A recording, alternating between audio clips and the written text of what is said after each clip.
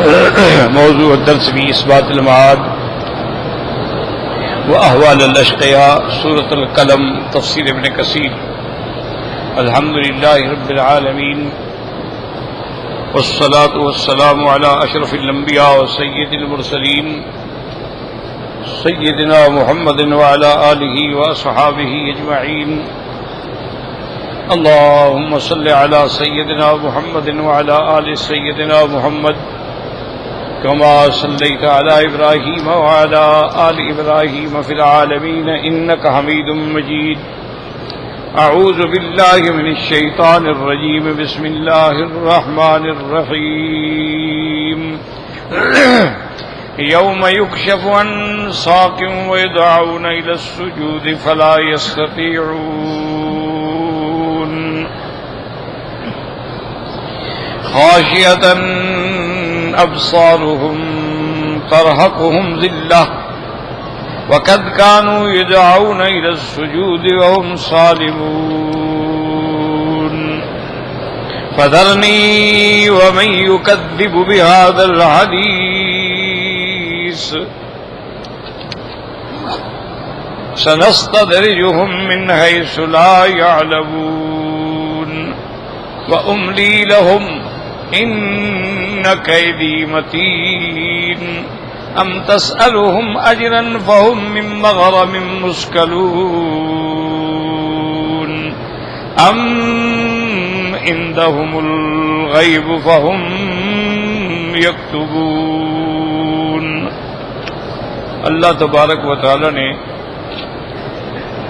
اس سورت مبارکہ میں جو سورت القلم کے نام سے معروف ہے،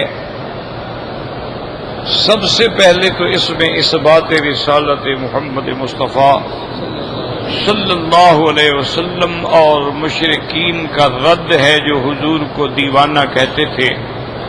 اس پر اللہ نے فرمایا کہ میرے محبوب مجھے قلم کی قسم ہے اور جو اس سے لکھا جائے گا. آپ اپنے رب کی نعمت سے دیوانہ نہیں ہیں. آپ تو ساری دنیا کو علم پڑھانے کے لیے بھیجے گئے ہیں. آپ تو پورے عالم کی ہدایت کے لیے بھیجے گئے ہیں. آپ تو بشیر و نذیر ہیں. آپ تو سراج منیر ہیں. آپ تو پوری دنیا کو اپنے علوم قرآن سے روشن کرنے والے ہیں. آپ کیسے دیوانے ہیں؟ اور پھر آپ پر تو اللہ کا اتنا بڑا اجر و ثواب ہے جو کبھی ختم بھی نہیں ہوگا، کیونکہ جب تک قیامت رہے گی آپ کا علم رہے گا. جب تک قیامت ہے آپ کی نبوت ہے. جب تک قیامت ہے آپ کے کلمہ پڑھنے والے ہیں. تو جو بھی عمل ہوتا رہے گا اس کا اجر تو آپ کے لیے جاری و ساری. اس لیے فرمایا نون والقلم وما یسطرون ما انت بنعمت ربک بمجنون وان لک لاجرا غیر ممنون. آپ کے لیے اجر ہے جو کبھی ختم نہ ہونے والا. وانک لعلی خلق عظیم. میرا مدنی دیوانے تو وہ ہوتے ہیں جو پتھر مارتی ہیں، لڑائیاں کرتے ہیں، جھگڑے کرتے ہیں، غلط باتیں منہ سے نکالتے ہیں. اور آپ تو خلق عظیم کے مالک ہیں، بلکہ خلق آپ کی سواری ہے اور آپ خلق پر اس مستعلی ہے. وَإِنَّكَ لَعَلَىٰ خُلُقٍ عَظِيمٍ. البتہ یہ کافر جو آپ پر ایسی باتیں کہتے ہیں فَسَتُبْصِرُ، آپ بھی دیکھ لیں گے، یہ بھی دیکھ لیں گے کہ انجام کیا ہوتا ہے.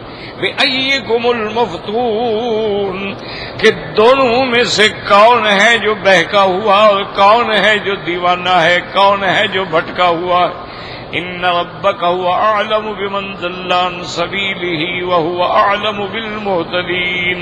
میرا مدنی تیرا رب جانتے ہیں اس کو جو اپنے راستے سے بھٹک گیا، اور جانتے ہیں اس کو بھی جو ہدایت والا ہے. آپ ہدایت پہ ہیں، سراپا ہدایت ہیں، آپ ہادی ہیں. آپ دنیا کو ہدایت دینے کے لیے بھیجے گئے ہیں اور یہ گمراہ ہیں، بھٹکے ہوئے ہیں، صراط مستقیم سے بہکے ہوئے. اللہ جانتے ہیں. فلا تطع المکذبین. کافر چاہتے تھے کہ حضور ہمارے ساتھ نرم ہو جائیں، کچھ باتیں ہماری مان لیں، کچھ ہم ان کی مان لیں گے. اللہ نے فرمایا آپ ان جھوٹے لوگوں کی طرف کبھی توجہ بھی نہ فرمائیں. فلا تطع المکذبین ودوا لو تدہن فیدہنون. یہ چاہتے ہیں کہ اگر آپ نرم ہوں تو یہ بھی نرم ہو جائیں گے، ولا تطع كل حلاف مہین۔ اور میرے محبوب آپ کبھی ان قسمیں کھانے والے جھوٹے حقیر لوگ جو ہیں، ذلیل لوگ جو ہیں، ان کی آپ کبھی بات نہ سنیں۔ حماز مشاء بنمیم، عیب لگانے والے، چغل خوریاں کرنے والے، مناع للخیر، بھلائی سے روکنے والے، معتد نصیب، حد سے نکلنے والے گنہگار، عتل سرکش، بعد ذلک زنیم، اور ان سب صفتوں کے علاوہ رسوائے زمانہ، یعنی جن کا نسب بھی معلوم نہیں، باپ بھی معلوم نہیں۔ یہ اس لیے اعتراض کرتے ہیں کہ ان کان ذا مال و بنین، کہ ہم نے ان کو مال دیا، اولادیں دی ہیں۔ اذا تتلی علیہ آیاتنا، جب ان پر ہمارے آیات قرآن پڑھے جاتے ہیں، قال اساطیر الاولین، یہ بدبخت کہتے ہیں یہ تو پرانے زمانے کی باتیں ہیں۔ سنسمو علی الخرطوم، ہم اس کے ناک پہ داغ لگائیں گے، دنیا میں بھی اور آخرت میں بھی، یعنی یہ جو ناک اونچی کر رہے ہیں ہم ان کے ناک کو کاٹ دیں گے اور حق کو غلبہ دیں گے۔ تو اللہ کی شان یہ ہے کہ ولید بن المغیرہ کو جنگ بدر میں ناک پہ تلوار لگی، اس کا داغ جو ہے مرنے تک رہا، اور پھر قیامت میں بھی داغا جائے گا۔ فرمایا انا بلوناہم، میرا مدنی ہم نے مکے والوں کا بھی امتحان لیا ہے، کما بلونا اصحاب الجنہ، جیسے کہ ہم نے باغ والوں کا امتحان لیا، ہم نے ان کو باغ دیا، نعمتیں دی، سب کچھ دیا، لیکن جب وہ اللہ کے راستے میں خیرات کرنے سے منکر ہو گئے، صدقہ کرنے سے منکر ہو گئے، اپنے باپ کے طریقے کو چھوڑ بیٹھے، تو اللہ نے ان کے باغ کو تباہ و برباد کر ڈالا۔ میرا مدنی ہم نے مکے والوں کو ہر نعمت دی ہے، ان کو مجاور کعبہ بنایا، ان کو زمزم کا وارث بنایا، ان کو اللہ تبارک و تعالی نے اپنے گھر کی وجہ سے مامون و محفوظ بنایا۔ پھر اللہ نے سب سے افضل الرسل خاتم الانبیاء نبی بھیجا، سب سے افضل کتاب بھیجی، لیکن انہوں نے تکذیب کی، تو اب ان کے بھی ہلاکت کا وقت آ گیا۔ انا بلوناہم کما بلونا اصحاب الجنہ، یہ باغ والے جو ہیں یہ یمن کا علاقہ تھا، اور صنعاء سے 6 میل دور ایک بستی ہے زروان، وہاں یہ باغ تھا، اور جو اصل مالک تھا وہ خیرات بھی کرتا تھا، مسکینوں کو بھی دیتا تھا، لیکن بیٹوں نے کہا کہ ہم نہیں دیں گے، ہم تو اب زیادہ ہو گئے ہیں، چھوڑو، کیا فقیروں کا کیا تعلق ہے۔ اذ اقسموا لیصرمنها مصبحین ولا یستثنون، جب انہوں نے قسمیں کھائیں کہ ہم اس کو صبح صبح اپنا پھل کاٹ لیں گے اور اس سے کچھ بھی نہیں چھوڑیں گے مسکینوں کے لیے۔ فطاف علیہا طائف، یاد رکھو طائف کا معنی ہوتا ہے رات میں کوئی عذاب پھرنے والا۔ فطاف علیہا طائف من ربک وہم نائمون، پھر پھرا پھرنے والا رات میں وہ نیند میں تھے، اور اللہ نے ایسی ہوا بھیجی جس میں آگ تھی، اس نے پورے باغ کو جلا کے ختم کر دیا۔ فاصبحت کالصریم، وہ باغ ایسے ہو گیا جیسے سیاہ رات ہوتی ہے۔ فتنادوا مصبحین، اور یہ صبح صبح جب بیدار ہوئے ایک دوسرے کو اٹھا رہے ہیں کہ چلو بھی جلدی کرو، اغدوا علی حرثکم، چلو اپنے باغ پہ، ان کنتم صارمین، اگر تم چاہتے ہو کہ پھل کاٹ لیں۔ اللہ فانطلقوا وهم يتخافتون، وہ سارے چلے چھپ چھپ کے جا رہے ہیں۔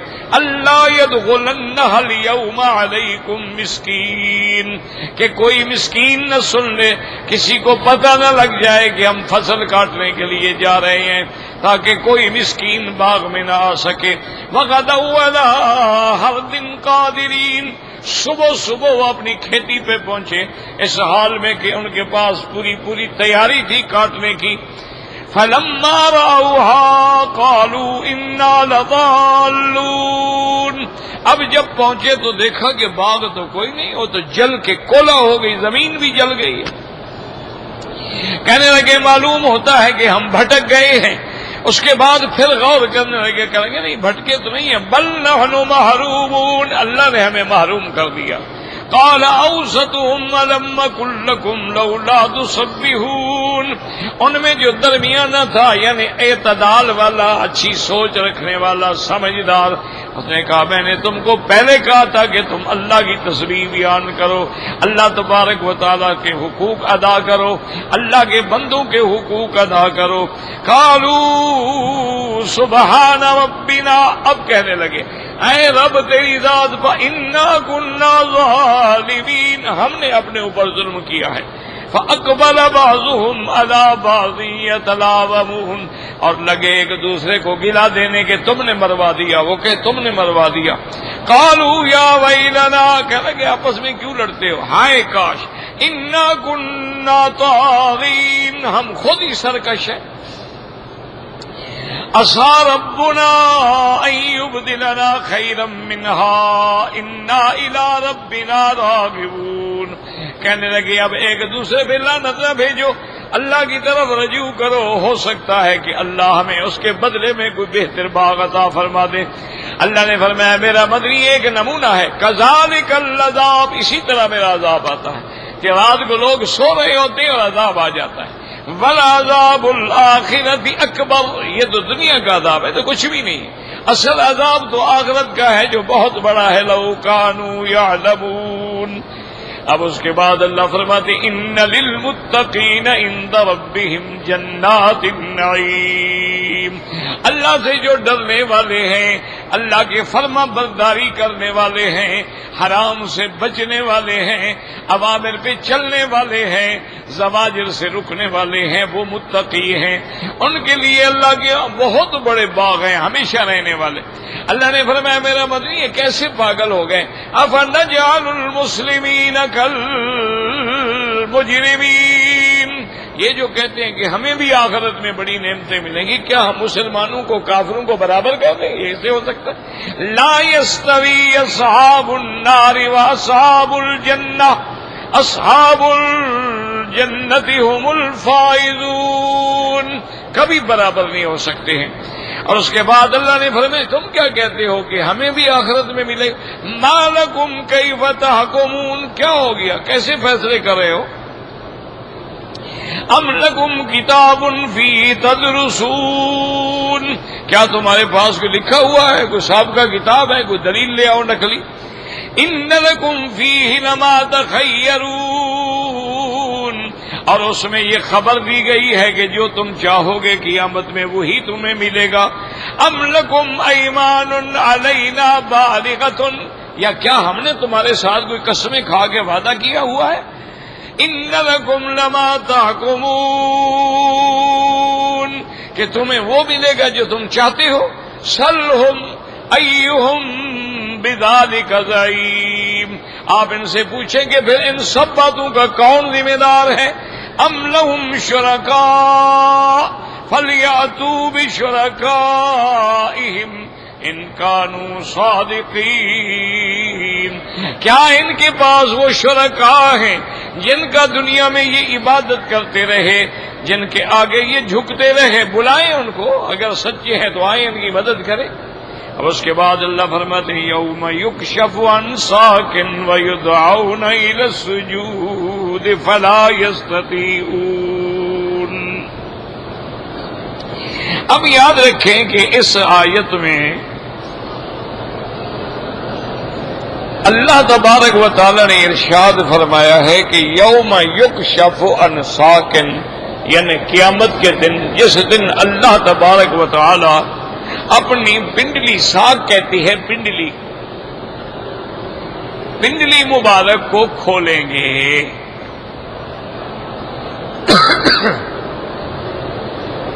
تو ایک بات تو یہ یاد رکھ لیں کہ اس میں بڑے بڑے لوگ جو ہیں، بڑے بڑے علم والے لوگ جو ہیں وہ بھی بھٹک گئے، اور راستے سے ہٹ گئے، اور اللہ معاف فرمائے خود بھی گمراہ ہوئے اور اپنے ماننے والوں کو بھی گمراہ کیا۔ بہت سارے لوگ جو ہیں وہ مسئلہ صفات میں ایسے الجھے ہیں کہ بعد نے تو کیا ہو گیا، ابھی پھر کسی نے تار نکال دی ہو، کیا کریں یار، انا للہ و انا الیہ راجعون۔ حاجی صاحب گزرے ہوں گے نا، یہ پاؤں مار دیا ہوگا، کیونکہ نیچے تو دیکھنا ہی نہیں نا انہوں نے، چلیں گے اوپر دیکھتے ہوئے چلیں گے، نیچے کبھی نظر نہیں ڈالیں گے۔ انا للہ و انا الیہ راجعون۔ تو بہرحال سمجھیں، بعض لوگوں نے تو صفات کا انکار کر دیا، انہوں نے کہا جی ہم نہیں مانتے کہ اللہ بھی سننے والا، بندہ بھی سننے والا، یہ تو پھر خدا کا شریک ہو گیا۔ اللہ بھی دیکھنے والا، بندہ بھی دیکھنے والا، اللہ بھی پکڑنے والا، بندہ بھی پکڑنے والا۔ انہوں نے کہا جی یہ تو شرک ہے، لہذا انہوں نے تو صفات کا انکار کیا، گمراہ ہو گئے۔ اچھا، کچھ فرقے ایسے پیدا ہوئے کہ انہوں نے کہا کہ بھائی اصل بات یہ ہے کہ یہاں پر جو لفظ ہے نا وہ حقیقت مراد نہیں ہوتی ہے، بل اس سے مراد مثلا جہاں کہ اللہ کا ہاتھ ہے تو ہاتھ کا معنی اللہ کی قوت اور قدرت ہے۔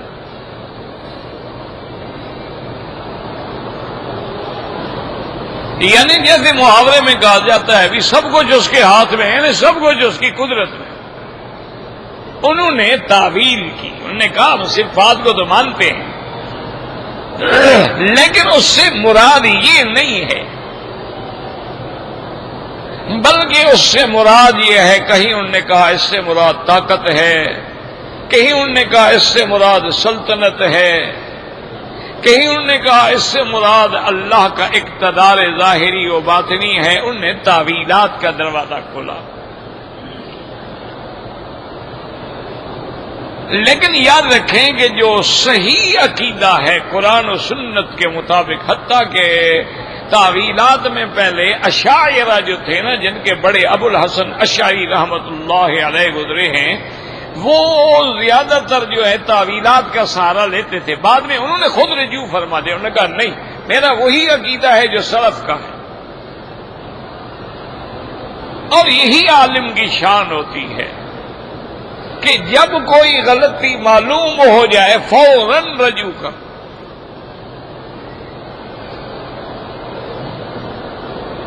وہ کبھی اپنی غلطی پہ اکڑتے نہیں، ضد نہیں کرتے۔ معلوم ہو گیا غلطی ہے، انسان ہے، غلطی ہے، رجوع ہو گیا، بس بات ختم۔ یہ علم کی شان ہے۔ حضرت نے بھی رجوع فرما لیا۔ تو اب آسان لفظوں میں آپ کو بتا دوں، چونکہ بڑا مشکل مسئلہ ہے، آپ زیادہ، یہ تو علماء کا کام ہے، اہل علم کا کام ہے ان باتوں کو سمجھیے۔ آپ موٹی موٹی بات یاد رکھ لیں کہ جتنی اللہ کے قرآن میں میرے اللہ نے اپنی صفات بیان فرمائی ہیں، یا صفات سرکار دو جہاں رحمت دو عالم صلی اللہ علیہ وسلم نے اللہ کی بیان فرمائی ہے، ایک تو ان پر کبھی زیادتی نہ کریں، اپنی طرف سے نہ بڑھائیں، جو ہے بس وہ ہے، اور نہ ان کو گھٹائیں، اور نہ ان کا انکار کریں، نہ ان کی تعویل کریں۔ اس کو محاورات علماء میں کہتے ہیں کہ نحن نؤمن باسمائہ وصفاتہ کما اثبتہ فی کتابہ او علی لسان رسولہ من غیر تحریف ولا تعطیل ولا تکییف ولا تشبیہ ولا تمثیل۔ یعنی جتنے اللہ کے نام ہیں، صفات ہیں، ہمارا ایمان ہے، نہ ہم انکار کرتے ہیں، نہ ہم اس میں تعویل کریں گے، نہ ہم اس کو تشبیہ دیں گے۔ کیوں؟ اللہ کی ذات ہی بے مثل ہے، صفات ہی بے مثل ہے۔ جس مثلاً آتا ہے نا کہ اللہ بھی سمیع ہے، بصیر ہے، سننے والا ہے، دیکھنے والا ہے، انسان کے لیے بھی آیا ہے، لیکن کہاں مخلوق اور کہاں خالق۔ اگر ہم کہیں گے کہ سمع کسمع، کہ اللہ بھی سنتا ہے جیسے بندہ سنتا ہے، اب تشبیہ آ گئی۔ اللہ دیکھتا ہے جیسے بندہ دیکھتا ہے، اب تشبیہ آ گئی، بندہ کافر ہو گیا۔ اس کا سننا تو یہ ہے کہ حدیث مبارک میں آتا ہے کہ فرشتوں نے عرض کیا کہ یا اللہ، دریا کے اندر سے آواز آتی ہے، اور کبھی ادھر سے آتی ہے، پھر ادھر سے آتی ہے، پھر ادھر سے آتی ہے، پھر ادھر سے آتی ہے، اور سمجھ ہی نہیں آتی۔ بھن بھناہٹ تو محسوس ہوتی ہے، ابھی کوئی آواز ہے، لیکن وہ کیا آواز ہے ہمیں سمجھ نہیں آتی۔ مولا یہ کیا چیز ہے؟ اللہ نے فرمایا تمہیں پتہ نہیں، میرا بندہ ہے، میرا نبی ہے، میرا پیارا ہے، امتحان میں ہے، اس کو میں نے مچھلی کے پیٹ کے اندر قید کر دیا۔ حضرت یونس وہ مچھلی کے پیٹ میں ہے، میری تسبیح کہہ رہا ہے، مچھلی پھر رہی ہے، جدھر جاتی ہے تمہیں آواز، لیکن تم نہیں سن سکتے۔ وہ جو ہے وہ اپنے اس قید خانے میں فنادا فی الظلمات اللہ الہ الا انت سبحانک، اللہ الہ الا انت سبحانک انی کنت من الظالمین۔ اللہ پاک فرماتی ہے کہ میرے پیغمبر نے ان 3 اندھیروں کے اندر مجھے پکارا اور مجھے ندا دی کہ کوئی معبود برحق نہیں مگر تیری ذات تو پاک ہے، میں نے اپنے نفس پہ زیادتی کی، میری غلطی کو معاف فرما دے۔ اس لیے میرے مدنی فرماتی اسم اللہ الاعظم، اللہ کے اسم اعظم اسی آیت میں ہے، اذا دعی بہ استجاب، جو بندہ اس کو پڑھ کے دعا مانگے گا اللہ اس کی دعا قبول فرمائیں گے۔ اللہ فرماتی ہے کہ ہم نے پھر یونس علیہ السلام کی پکار کو سن لیا، تو اب دیکھیں وہ مچھلی کے پیٹ میں ہے لیکن اس نے سن لیا، فرشتے نہیں سن سکے، انسان نہیں سن سکے، تو اس کے سننے کا کیا مقابلہ ہے؟ اس لیے علماء نے لکھا ہے کہ فی اللیلۃ الظلماء علی الصخرۃ السماء النملۃ السوداء، اگر سیاہ رنگ کی چیونٹی ہو، سیاہ پتھر ہو، سیاہ رات ہو، اس پہ چل رہی ہو، اس کے چلنے کی آواز بھی اللہ سنتے ہیں۔ اللہ اکبر، اللہ اکبر۔ تو یہ معنی ہے، یاد رکھو کہ سنتا، تیرا سننا کیا ہے؟ ایک پردہ آ جائے تو سننا ختم، آدمی دور چلا جائے تیرا سننا ختم، آدمی ڈوب جائے تیرا سننا ختم، تیرا کانوں میں تکلیف ہو جائے تیرا سننا ختم۔ تو تیرا سننے کی کیا مقابلہ ہے کہ تو اللہ کے ساتھ تشبیہ عطا کرے؟ اس لیے فرمایا لیس کمثلہ شیء، اس کی مثل کوئی نہیں، لا مثل له ولا مثال له ولا شبیہ له ولا ضد له ولا ند له ولا مماثل له ولا وزیر له۔ اللہ کی صفات جتنی ہیں قرآن میں برحق ہیں۔ قرآن میں اللہ کے ہاتھ کا ذکر بھی آیا، اللہ کے چہرے کا ذکر بھی آیا، فسم وجہ اللہ بل یداہ مبسوطتان فاصبر لحکم ربک فانک باعیننا، اور کہیں فرمایا واصنع الفلک فانک باعیننا۔ تو اللہ کی آنکھوں کا بھی ذکر آیا، اللہ تعالی نے اپنے ہاتھ کا ید اللہ فوق ایدیہم، اور اللہ کا عرش سے آسمان دنیا پہ نزول کا بھی ذکر آیا۔ حضور پاک نے فرمایا کہ رات کے آخری حصے میں اللہ تبارک و تعالی نزول اجلال فرماتے ہیں اور آسمان دنیا پہ آ کے آواز دیتی ہیں کہ ہے کوئی مانگنے والا، اور ہم تو واسطے ڈھونڈ رہے ہیں نا جی، ہم تو اپنے چکر میں ہیں نا، ہم حضرت علی سے کہیں گے، حضرت علی خدا سے کہے گا، ہم پیران پیر سے کہیں گے اور وہ آگے جا کے کہے گا، جس نے دینا ہے وہ بلا رہا ہے، وہ وہی ہے مجھ سے، حل من سائل، ہے کوئی حل من مستغفر، ہے کوئی گناہ بخشانے والا؟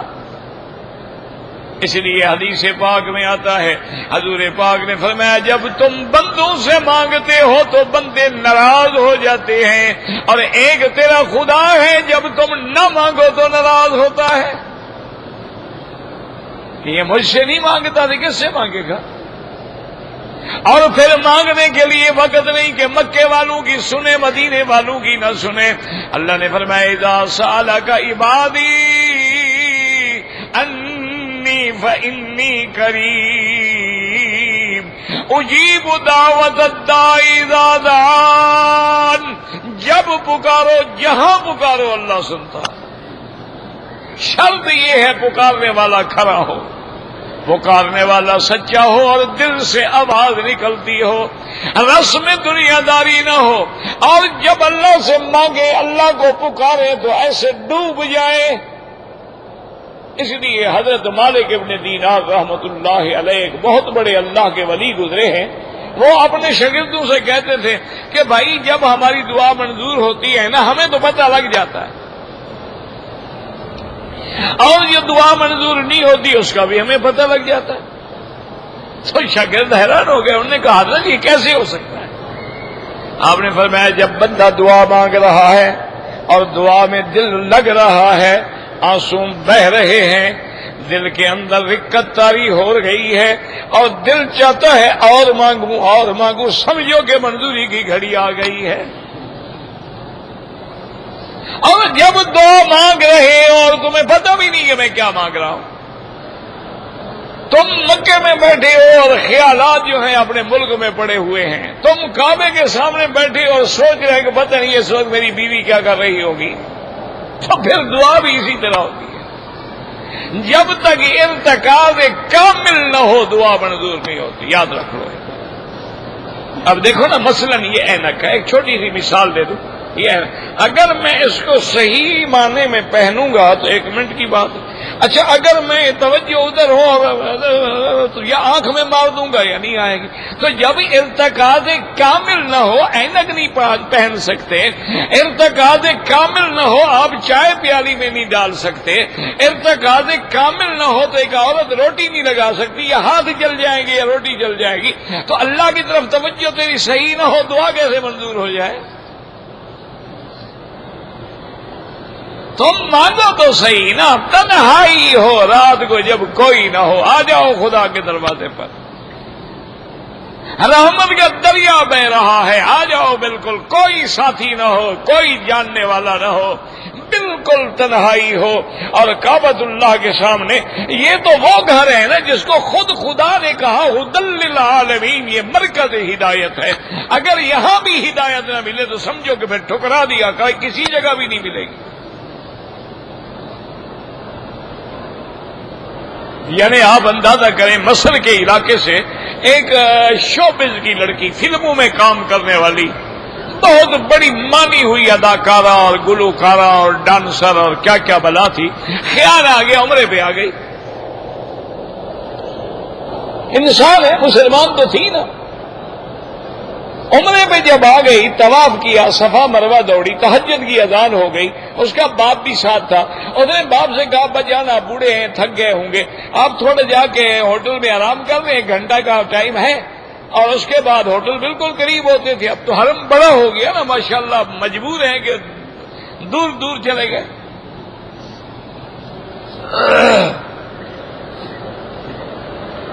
اس لڑکی نے خود لکھا ہے کہ میرے والد چلے گئے, میں نے تھکی ہوئی تھی, عمرہ کیا ہوا تھا, اور پھر ناز و انداز میں پلنے والی عورت, جس نے کبھی دوڑی نہیں تھی, کبھی چلی نہیں تھی, کبھی صفا مروہ ہی نہیں دوڑی تھی, جن کے پاؤں میں جناب ہر وقت جو ہے پھول بچتے تھے, وہ تو پتھروں پہ چلنا پڑ گیا. تو بہرحال کہتی ہے میں نے 2 رکعت نماز پڑھی اور کعبہ شریف پر ایسے ٹکٹکی باندھ کے نظر جما کے بیٹھ گئی اور اپنے اللہ سے فریاد کی. میں نے کہا مولا آخر یہ کوئی 4 دیواری جو ہے پتھروں کی, یہ تو مسلمانوں کی عبادت گاہ نہیں ہو سکتی, تو چیز کوئی اور ہے جس کی عبادت ہو رہی ہے. یہ کیا ایک 4 کمرے کا گھر ہے؟ اچھا کبھی تم نے حج میں دیکھا ہوگا ماشاءاللہ, جب غلاف اونچا کر دیتے ہیں نا, تیرے گھر کی اینٹیں بھی برابر ہیں, خدا کے گھر کا پتھر برابر نہیں, کوئی بڑا ہے کوئی چھوٹا ہے, کوئی بڑا ہے کوئی چھوٹا ہے, کوئی بڑا ہے کوئی چھوٹا ہے, یعنی پتھر بھی ایک قسم کے نہیں ہیں. تو اس نے کہا مولا یہ کیسے ہو سکتا ہے, اس سے تو پھر یہ حرم زیادہ خوبصورت بنا ہوا ہے, ہم اس کو تو سجدہ نہیں کرتے. یہی ایک گھر ہے، اور کبھی اس کو آدم نے بنایا ہے، کبھی اس کو ابراہیم علیہ السلام نے بنایا ہے، کبھی اس کی چھت نہیں تھی، کبھی اس کے دروازے نہیں تھے، کبھی دروازے دو تھے، کبھی دروازہ ایک تھا، کبھی دروازے نیچے تھے، کبھی دروازہ اونچا تھا، کبھی حتیم کا حصہ اندر تھا، کبھی حتیم کا حصہ باہر تھا، کبھی اس میں حجر اسود تھا، کبھی حجر اسود نہیں تھا۔ مولا یہ پتھر کی عبادت کا حکم تیری ذات تو نہیں دے سکتی، اس کے اندر جو کوئی خاص تجلی ہے مجھے وہ دکھلا دے۔ وہ کہتی بس میں نظریں جما کے بیٹھ گئی، وہ کہتی خدا کی قدرت ہے، تھوڑی دیر کے بعد مجھے ایسے معلوم ہوا کہ کعبے کے اندر کوئی تجلی ہے جو اوپر سے آ رہی ہے اور میرے اندر کعبہ داخل ہو رہا ہے۔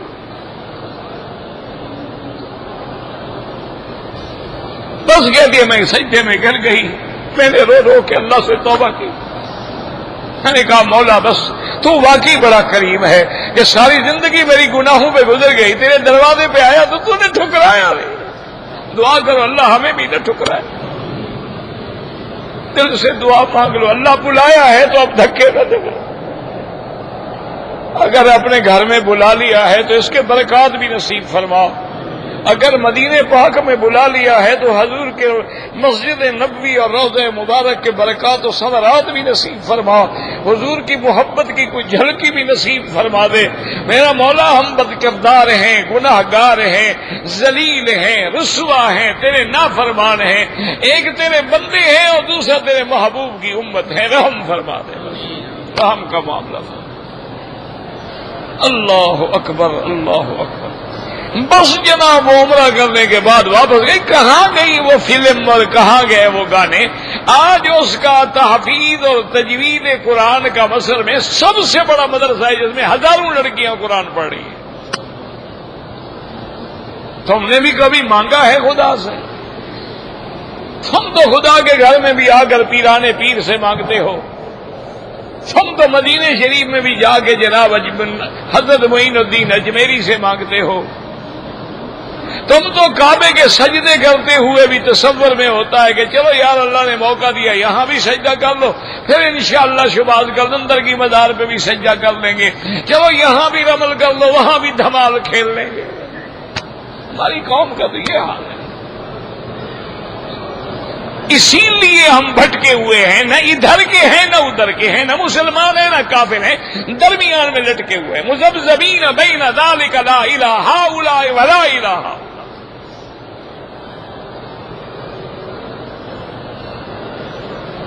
ورنہ یہ کیسے ہو سکتا ہے ایمان سے کہیں کہ حضرت بلال جس کے گلے میں رسی ڈال کے مکے میں گھمایا جاتا ہے، انا للہ و انا الیہ راجعون۔ میرا مولا تیرے بھی عجیب شان ہے، جب تک صحابہ زندہ تھے دشمنوں نے آرام نہ دیا، آج صحابہ آپ قربانیاں دے کے چلے گئے، آج بھی لوگ انہیں گالیاں دیتے ہیں، برا کہتے ہیں، لعنتیں بھیجتے ہیں، تبرہ کرتے ہیں۔ انا للہ و انا الیہ، یعنی سیدنا بلال رضی اللہ تعالیٰ عنہ کو جا کے تپتے ہوئے پتھروں پہ لٹا دیتا تھا امیہ، اور بڑے بڑے کانٹے کھجور کے لے کے بدن میں مارتا تھا اور کہتا تھا اترک اسم محمد، اللہ کے نبی کا نام چھوڑ دو، اور بلال تڑپتا تھا اور اسی حالت میں کہتا تھا احد احد احد،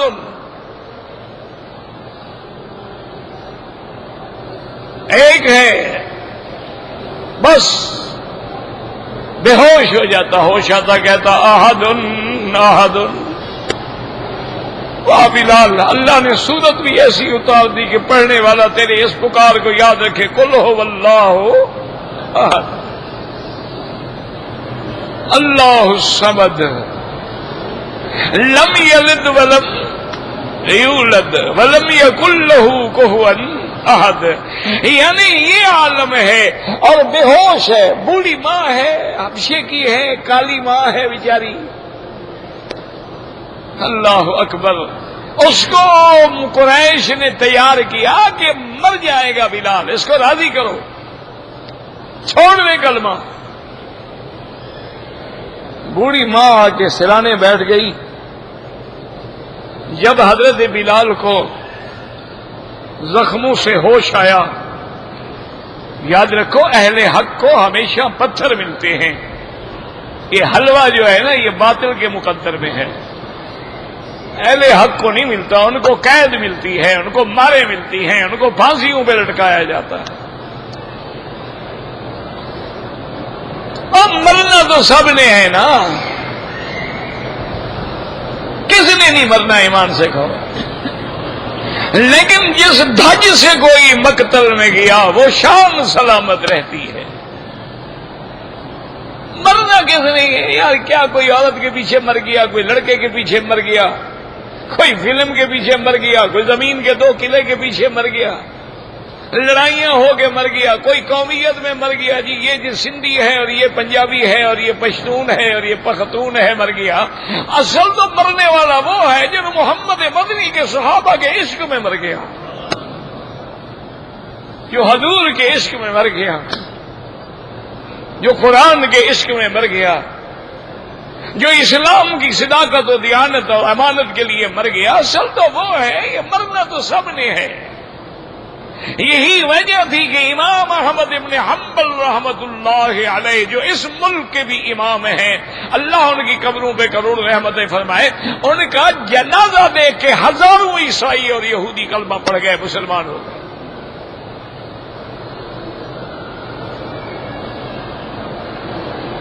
لیکن پتہ ہے اس امام احمد ابن حنبل پہ کیا گزری؟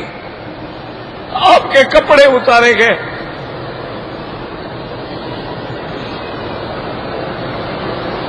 ظالموں نے حکم دیا شلوار بھی کھول دو. امام احمد ابن حنبل فرماتے ہیں میں نے ایسے آسمانوں کی طرف دیکھا، ہاتھوں میں بیڑیاں تھی، پاؤں میں بیڑیاں تھی. میں نے کہا مولا ساری زندگی کبھی سطر نہیں کھولا، اب تو ننگا رکھا.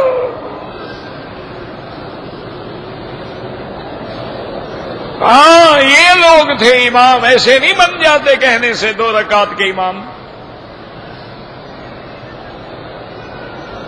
اور تمہیں خوش ہونا چاہیے، اتنا بڑا امام جو ہے امام احمد ابن حنبل، یہ امام شافعی کا شاگرد ہے. اور امام شافعی جو ہے امام ابو حنیفہ کے شاگرد کا شاگرد ہے. خود اندازہ کریں امام صاحب کا کیا مقام ہوگا.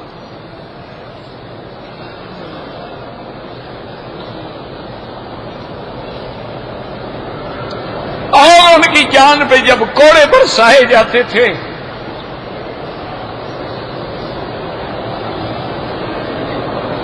اور کوڑے پڑ رہے ہوتے تھے، اور اس وقت بھی امام صاحب کہتے تھے میں یعرفنی فلیعرفنی، اے لوگوں جو جانتے ہو نہیں جانتے جان لو، انا احمد ابن حنبل، میں احمد ابن حنبل ہوں. اور آج بھی میرا ایمان ہے کہ قرآن غیر مخلوق ہے، قرآن اللہ کا کلام ہے. ہاں مار کھائی ہے. اللہ اکبر اللہ اکبر. لیکن مورخین کہتے ہیں خدا جانے ان کوڑوں کے اندر کیا حکمت تھی. بس کوڑے لگنے کا دیر تھی کہ اللہ نے امام احمد حنبل کو اتنا اونچا کر دیا کہ سارے دشمن ذلیل ہو گئے. اسی طرح بلال نے مار کھائی. آج دیکھ لو اللہ نے کتنا اونچا کر دیا کہ جب مکہ فتح ہو گیا حضور نے فرمایا آئی نا بلال، بلال کہاں ہے؟ بلال حاضر ہوئے. فرمایا بلال آج کعبے کی چھت پہ چڑھ جاؤ اور اللہ کا نام لے، دنیا کو پتہ لگے کہ محمد مدنی نے غلاموں کو اونچا کر دیا ہے، کعبے سے بھی اونچا کر دیا. بلال کعبے کی چھت پہ کھڑے ہو کہتے اللہ اکبر اللہ اکبر. اور کافر مر رہے ہیں. ایک کافر نے تو یہ بھی کہا، کہنے لگا اچھا ہوا میرا باپ پہلے مر گیا، آج اگر یہ منظر دیکھتا اس کو تو ہارٹ اٹیک ہو جاتا. اچھا ہوا پہلے مر گیا ہے. اللہ نے فرمایا فکر نہ کرو تم سب مر جاؤ گے. فَسَتُبْصِرُ وَيُبْصِرُونَ. میرا مدنی آپ بھی دیکھ لیں گے اور یہ بھی دیکھ لیں گے کہ حق کیا ہے. بس دعا کریں اللہ ہمیں حق پہ قائم رکھے، خاتمہ ایمان پہ فرما دے، اور جب آخری گھڑی آئے تو زبان پہ جاری ہو لا الہ الا اللہ محمد الرسول اللہ. بھائی مولوی صاحب کے والد فوت، اللہ مغفرت فرمائے. اگر قرضہ دینا ہے اس کا انتقال ہو جائے، اس کا قرضہ اس کے وارثوں کو دو، بچہ نابالغ ہے کچھ ہے، علماء سے فتویٰ لے لو، بیوی چاہے دوسری شادی کرے کچھ کرے، فتویٰ لے لو، جو اس کے شرعاً وارث ہیں ان وارثوں کو دے دو، یا ان کے نام پہ جا کے بینک میں جمع کرا دو، جو بڑے ہوں گے لے لیں گے۔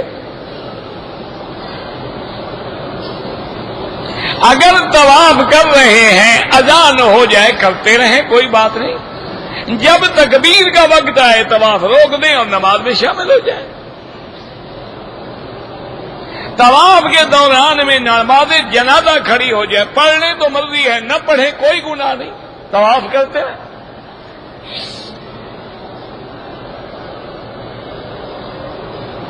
بغیر وضو کے طواف نہیں ہو سکتا ہے، طواف نماز کے حکم میں ہے۔ اگر عورت نے عمرے میں طواف کر لیا، بعد میں حیض آ گیا تو صفا مروہ دوڑ سکتی ہے۔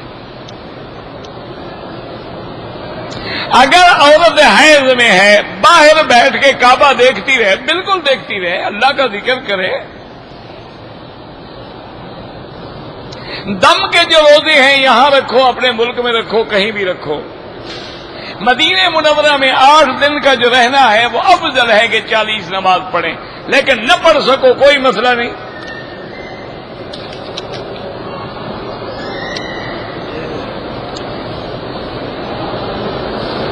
کہتے ہیں کہ جب آدم علیہ السلام ابھی پانی اور مٹی تھے تو حضور کا، وہ تو حضور نے خود فرمایا انا عند اللہ خاتم النبیین والآدم بین الماء والطین، کہ میں اللہ کے ہاں یعنی اللہ کے علم میں فیصلہ ہو چکا تھا کہ میں خاتم النبیین، یہ نہیں کہ دنیا میں آ گئے تھے۔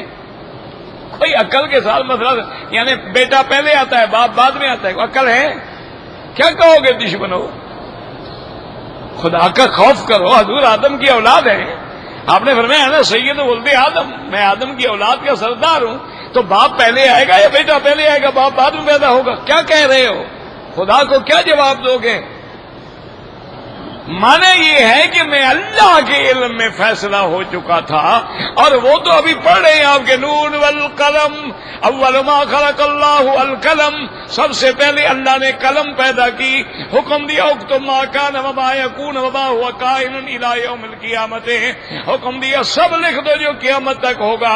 ابھی یہ عالم نہیں بنا تھا کہ 2000 سال پہلے اللہ نے لکھ کے سب کچھ محفوظ کر دیا، تو اسی میں لکھا تھا کہ محمد مصطفیٰ خاتم النبیین ہیں، تو ابھی آدم پیدا بھی نہیں ہوئے تھے۔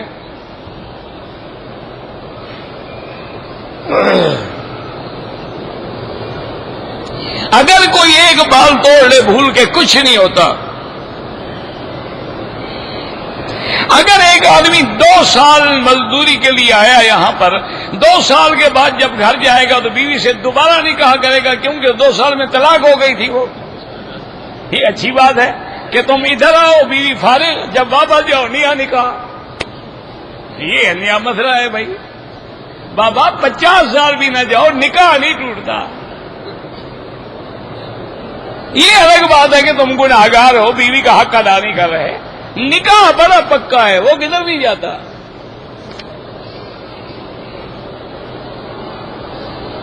میرے بھائی کو اغوا کر دیا، اللہ رحم فرمائے۔ بھائی دعا کرو، اللہ کے کعبے میں آئے ہوئے ہو، سارے عالم اسلام کے لیے اور پاکستان کے لیے دعا کرو۔ اس وقت پاکستان پر یعنی اللہ کی طرف سے بھی عذاب ہے اور یہود و ہنود کی طرف سے بھی عذاب ہے، اور سینڈوچ بنا ہوا۔ انا للہ و انا الیہ راجعون۔ ادھر یہود ہیں، ادھر ہنود ہیں، اور ادھر ہماری بدعملی کی وجہ سے خدا بھی ناراض ہے۔ کبھی سیلاب آ جاتے ہیں، کبھی زلزلہ آ جاتا ہے، کبھی ہوائی جہاز گر جاتے ہیں۔ انا للہ و انا الیہ راجعون۔ اور منزل انہیں ملی جو شریک سفر نہ تھے۔ بدقسمتی تو یہ ہے، جبل رحمت پہ نہ چڑھنا ضروری ہے، نہ نفل پڑھنا ضروری ہے، بلکہ چڑھنا بدعت ہے۔ حضور پاک کبھی اوپر نہیں چڑھے۔ امام کے پیچھے نماز پڑھیں، حنفی ہیں تو فاتحہ نہ پڑھیں، شافی ہیں تو پڑھا کریں۔ دعا بغیر وسیلے کے مانگا کریں، جیسے خود حضور نے سکھلائی ہے۔ طواف میں کیا دعا ہے؟ ربنا آتنا فی الدنیا۔ سپیکر سے آواز کم آتی ہے، اللہ پاک سے دعا کریں اللہ انتظام کر دے، میرے بس میں تو ہے نہیں۔ میں مکے میں کام کرتا ہوں، میری بیوی حج پہ اگر اپنے بہنوئی کے ساتھ بالکل نہ آئے، قطعاً بہنوئی کے ساتھ یا دیور، یہ تو موت ہوتے ہیں عورت کے لیے۔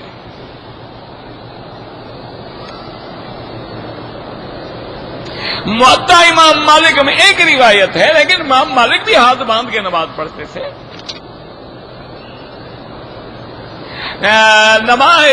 یعنی رمضان کے بعد کے جو 6 روزے ہیں، بعض احناف بھی قائل نہیں ہیں، اسی طرح ایک قول میں امام مالک بھی قائل نہیں ہے، لیکن کوئی رکھتا ہے اچھی بات ہے، نہیں رکھتا تو کوئی فرائض تو ہے ہی نہیں نا اللہ کے بندے۔ ایک فضیلت ہے کہ 6 روزے رکھو۔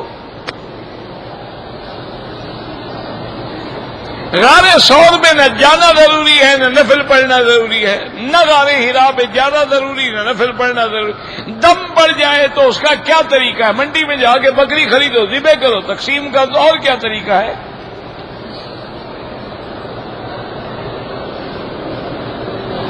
ایک عورت نے حالت احرام میں دوائی کے طور پہ خوشبودار کریم لگائی، یاد آیا دھو ڈالا، کوئی جرمانہ نہیں۔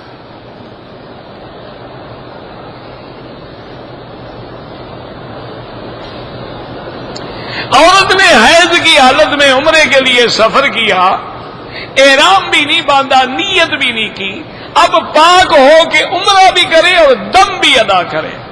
وہ حالت حیض میں نیت کر سکتی تھی، نماز نہ پڑھے، لبیک اللہم لبیک پڑھتی ہوئی آ جاتی۔ ہاں بالکل مسجد الحرام میں جا سکتی ہے پاک ہونے کے بعد۔ مکہ مکرمہ اور مدینہ منورہ میں 20 تراویح ہوتی ہیں، 1400 سال سے 20 ہوتی ہیں۔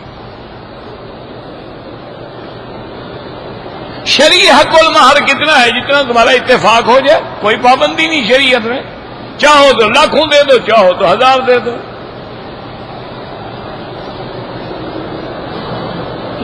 خانہ کعبہ کے علاوہ کسی دوسری سمت میں دعا کریں، بھائی سنت یہ ہے کہ قبلے کی طرف رخ کر کے دعا مانگی جائے، اگر دوسری طرف بھی ہو کوئی بات نہیں، کوئی مسئلہ نہیں، کوئی شرعی حکم نہیں۔ اب دیکھو نا، جو لوگ یوں کھڑے ہیں وہ بھی تو دعا مانگ لیں گے، کوئی منع نہیں۔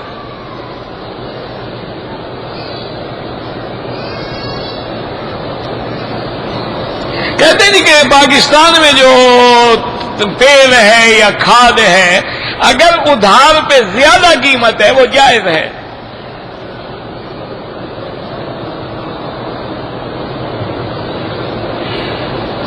بہرحال والد صاحب کا اپنے سلام پیش کرنا ہے، بالکل کریں۔ کچھ لوگ یزید کو رحمت اللہ علیہ کہتے ہیں، اللہ پر چھوڑ دیں، نہ ہم سے یہ پوچھا جائے گا، نہ ہمیں اس جھگڑے میں پڑنا چاہیے۔ توقف۔ اللہ کے پیغمبر سرکار دو عالم قبر مبارک میں زندہ ہیں، بالکل زندہ، اور تمام انبیاء زندہ ہیں۔ اس سے بڑی گواہی ہے، حضور نے فرمایا معراج کی رات میں نے دیکھا کہ موسیٰ علیہ السلام قائم یصلی فی قبرہ، نماز کھڑے ہو کے قبر میں پڑھ رہے ہیں۔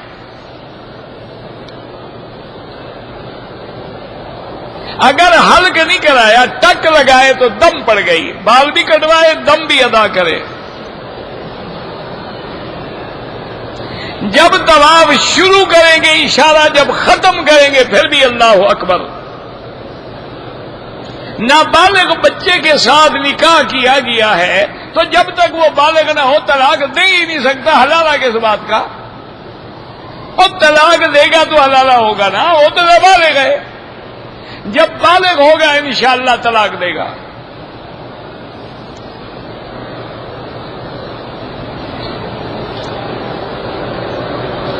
حیض میں اب جب مسجد میں آنا ہی منع ہے تو طواف کیسے کرے گی؟ کوئی عقل کی بات ہے بھلا؟ لڑکی لڑکے کا منگنی ہو گیا ہے لیکن نکاح 6 مہینے کے بعد ہوگا، ابھی آپس میں ٹیلی فون پہ بات کر سکتے ہیں؟ بالکل نہیں کر سکتے۔ اس کی کیا لگتی ہے وہ؟ منگنی کیا ہے؟ یہ تو ہندوؤں کی رسم ہے منگنی، یہ منگنی ہے اور یہ گود بھرائی ہے، یہ کھیر پلائی ہے، یہ پتہ نہیں لوہا چٹائی ہے، پتہ نہیں کون کون سی لعنت ہے۔ اصل تو نکاح جب تک نہ ہو تیرا کوئی تعلق نہیں۔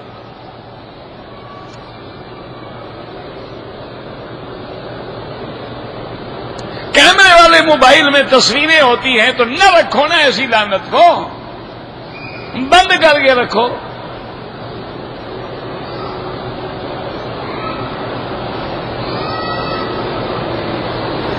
اگر محرم بھی ہیں لیکن یہ ہے کہ جب ہم اپنی ماں اور بہن کو بھیجیں گے واپس تو محرم کوئی نہیں ہوگا تو آپ مجبور ہیں ایئرپورٹ پہ چڑھا دیں، آگے محرم لے لیں۔ حضور پاک کی 4 بیٹیاں تھیں اور 3 بیٹے تھے۔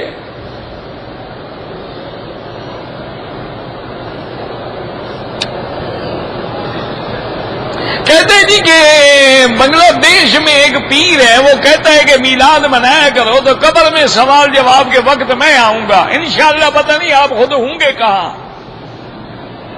ان کو کہو جی ابھی تم پہلے قبر میں جا کے ہمارے سامنے کسی کا سوال جواب کرا دو۔ ایسے پتہ نہیں، انا للہ و انا الیہ۔ مجھے بدن پہ گرمی کے وقت خارش ہوتی ہے، حکیم سے علاج کراؤ یا زمزم پی کے اللہ سے دعا مانگو۔ اگر کسی نے 4 کے بجائے 3 رکعتوں کے بعد سجدہ کر لیا، 4 رکعتیں پھر جب کر لیا نماز ٹھیک ہو گئی، پھر دوبارہ پڑھنے کی ضرورت نہیں تھی۔ اگر پڑھ لی تو اللہ قبول کرے۔ آپ سے ملنا چاہتے ہیں تو بالکل عشاء کے بعد مجھے جہاں میں بیٹھا ہوں نا یہاں آگے سیدھا چلے آئیں گے، جہاں سیڑھیاں اترتی ہیں میں وہاں بیٹھوں گا انشاءاللہ۔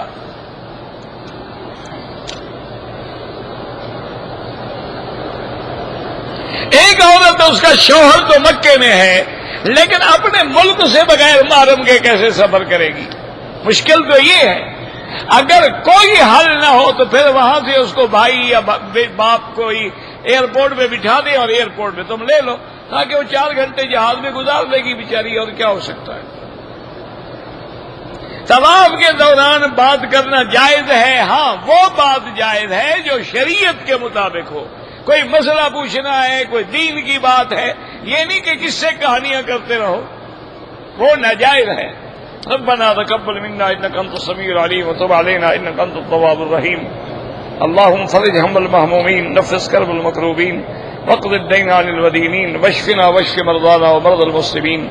یا اللہ عالم اسلام پہ رحم فرما، یا اللہ بلاد اسلامیہ پہ رحم فرما، یا اللہ مسلمانوں پہ رحم فرما، یا اللہ اس بلد الامین کو قیامت تک ہر فتنے سے محفوظ فرما، یا اللہ پاکستان پہ رحم فرما، یا اللہ کشمیر پہ رحم فرما، یا اللہ فلسطین پہ رحم فرما، یا اللہ شام پہ رحم فرما، تونس پہ رحم فرما، یا اللہ مسلمان عرب میں ہے عجب میں ہے اس کی جان مال آبرو عزت کی حفاظت فرما، یا اللہ بیماروں کو شفا عطا فرما، بے حیاؤں کو حیا عطا فرما، بے دینوں کو دین عطا فرما، بے اولادوں کو اولاد عطا فرما، قرض داروں